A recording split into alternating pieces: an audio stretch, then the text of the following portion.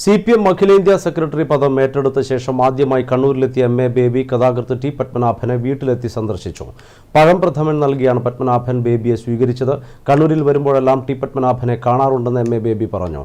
സ്വരലയയിൽ തുടങ്ങിയ ബന്ധമാണ് ബേബിയുമായി തനിക്കുള്ളതെന്ന് ടി പത്മനാഭനും പറഞ്ഞു. കഥാകൃത്ത് ടി പത്മനാഭനുമായി CPM ജനറൽ സെക്രട്ടറി MA ബേബിക്കുള്ളത് വർഷങ്ങളായുള്ള ബന്ധം.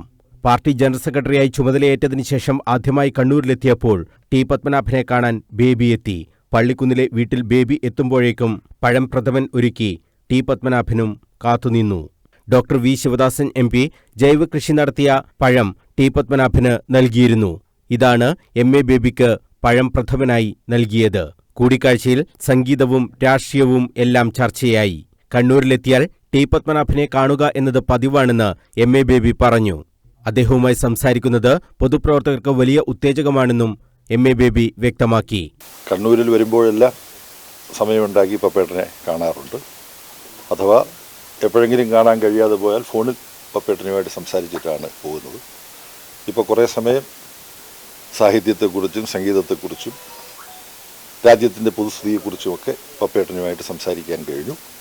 പപ്പേട്ടനെ കാണുന്നതും അദ്ദേഹവുമായി സംസാരിക്കുന്നതും ഞങ്ങളെപ്പോലുള്ള പൊതുപ്രവർത്തകർക്ക് പുതിയ ഒരു ഊർജം ലഭിക്കുന്ന അനുഭവമാണ്.